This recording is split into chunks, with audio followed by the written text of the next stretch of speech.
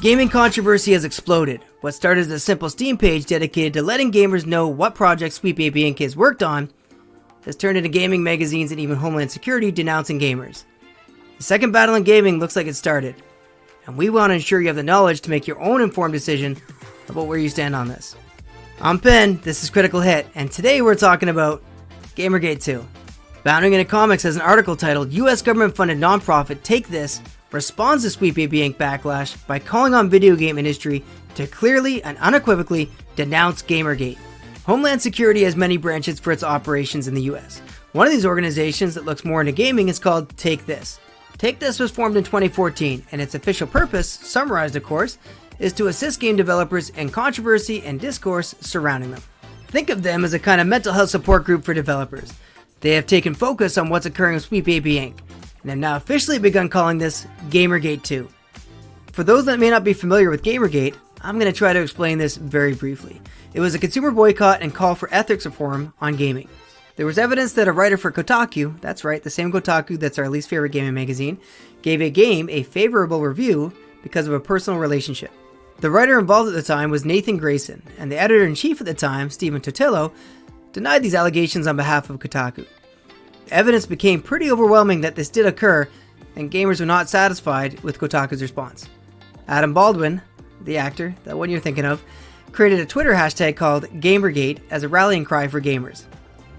After that, many gaming news sites, including Kotaku, wrote articles talking of the death of gamers and how gamers should not be the main focus or audience anymore for those games.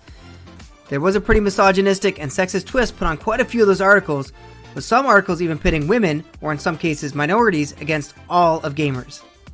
There was over a dozen released in the span of a day, all clearly attacking gamers, and the Streisand effect was on full display for this because all these articles came out and most people still were unaware of Gamergate or what Gamergate was up until this point. The boycott then extends to these other gaming sites, and another hashtag called Not Your Shield becomes popular with those same minorities who are now hitting back against the gaming sites. The controversy exploded at this point, and every social media site began censoring any discussion around Gamergate. A lot more evidence was coming out of gaming journalists colluding with each other to drive a narrative in gaming. And this type of thinking was well known, but after that it was officially given the title of SJW, or more commonly known as Social Justice Warrior. This was one of the first major culture battles, and in today's terms, they fought back really against woke ideology. Advertisers at this point started to pull funding to game magazines, and with the conversation being silenced, it all kind of ended there.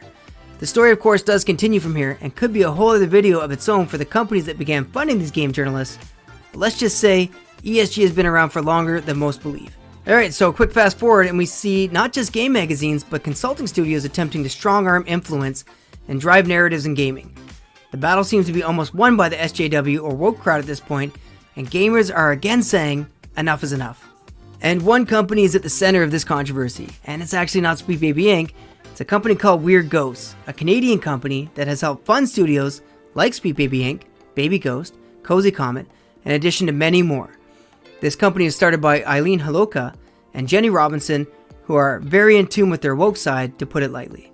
Eileen started Weird Ghosts after her brother Alec, a developer, took his own life in 2019 because of allegations of abuse and misconduct around him. And before I say this next part, I want to ensure people are aware Alec wrote a note in which he wished the best for those involved, even the ones with allegations against him, and did not want this to turn into a bigger issue. But his sister founded the company to promote a lot of the same culture that made her brother feel it was necessary to take his own life. Again though, please do not go harass anyone involved, especially his sister, over this.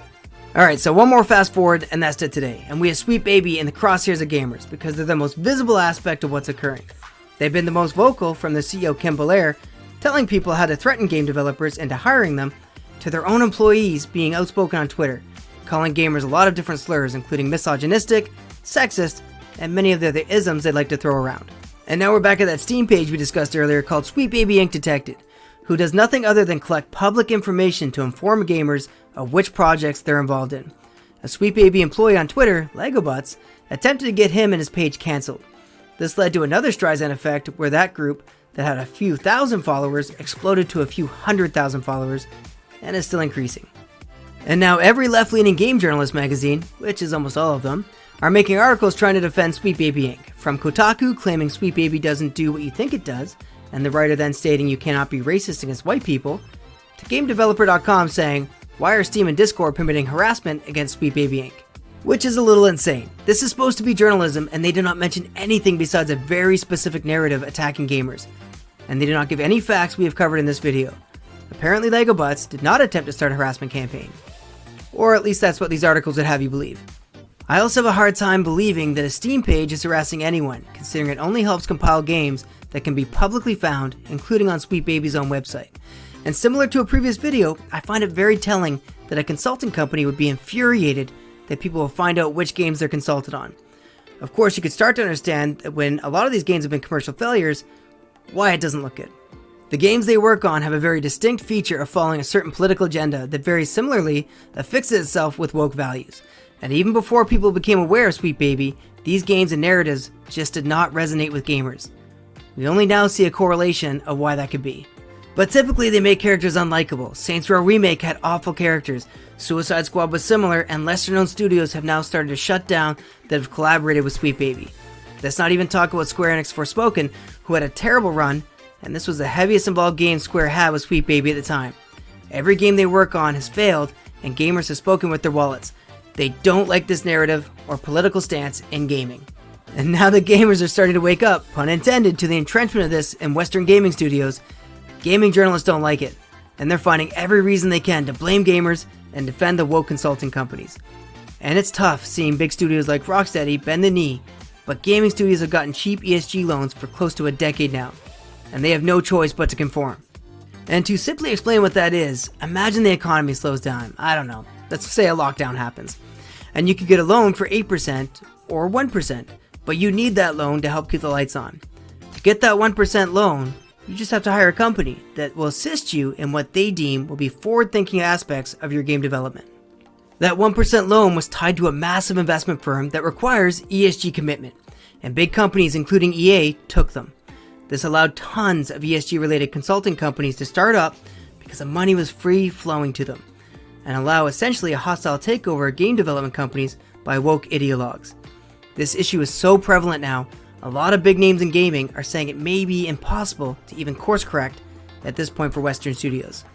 And this is not a symbiotic relationship with companies. We are seeing game studio layoffs and closures. They are a parasite. They are siphoning off funds from real developers and studios to further a political agenda in the biggest form of entertainment in the world. But do not let the gaming journalists fool you. They detract from every project they're attached to. They do not produce or give anything new. And as I stated at the start of the video, embedded woke ideology runs deep. With the Homeland Security Organization Take This now calling on the gaming industry to denounce Gamergate 2. They are also going to monitor Discord and social media sites and are going to ensure or deter all right-wing extremists from speaking out. Yeah, if you don't like what Sweet Baby is doing, you're now a right-wing extremist.